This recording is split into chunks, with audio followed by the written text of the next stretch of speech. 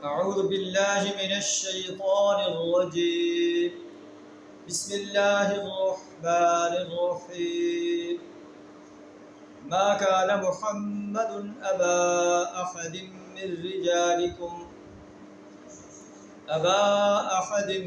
رجالكم ولكن رسول الله وخاتم النبيين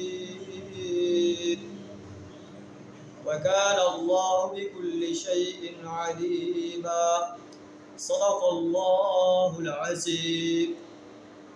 سورہ الاحزاب آیت نمبر 40 آپ کے سامنے تلاوت کی۔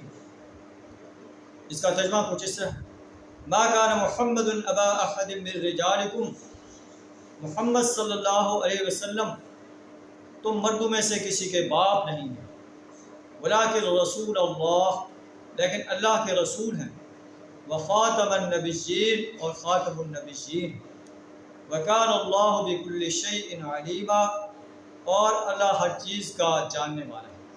اس آیت کے اندر اللہ تبارک و تعالیٰ نے ان تمام اعتراضات کا جواب دے دیا جو اس وقت مدینہ کے یہودی منافقین جو آپ کے بارے میں کر رہے تھے۔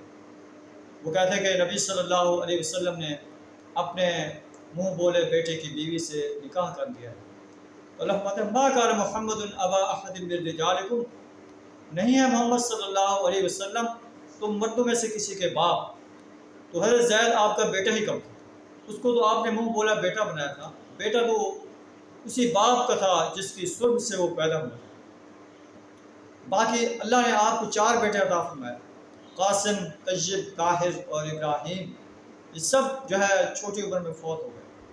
آپ صلی اللہ علیہ وسلم کو اللہ نے 4 بیٹیاں عطا فرمائیں، جن میں حضرت زینب، رقیہ، ام کلثوم اور حضرت فاطمہ رضی اللہ تعالیٰ عنہن۔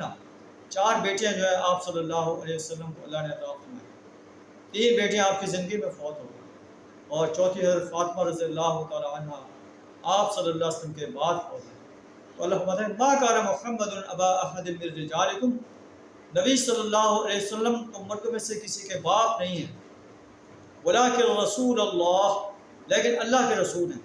اگر اللہ کے رسول صلی اللہ علیہ وسلم تمہاری اس رسم کو نہ توڑتے تو کون توڑتا؟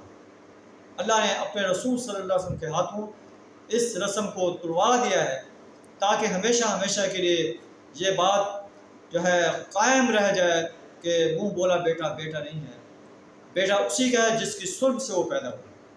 وخاتم النبیین، نبی صلی اللہ علیہ وسلم خاتم النبیین ہیں، آپ کے بعد کوئی نبی آنے والا نہیں۔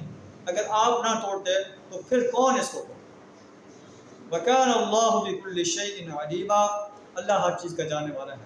اللہ سے دعا کریں ہمیں قرآن کی ان سنہری ہدایات کو جو اس رکوع کے اندر دی گئی ہیں اور جو پورے قرآن کے اندر دی گئی ہیں، ان تمام سنہری ہدایات کو، ان تمام آرڈرز کو اپنے اوپر، اپنے معاشرے پر اور اپنے اس ملک پر جو ہے لاگو کرنے کی توفیق عطا فرمائے۔ قرآن جو نظام دیتا ہے اس نظام کو اس سرزمین پر قائم کرنے کے لیے، باطل نظاموں کو مٹانے کے لیے اپنا مال، جان، وقت اور صلاحیت کھپا دینے کی توفیق عطا فرمائے۔ وآخر دعوانا ان الحمد للہ رب العالمین۔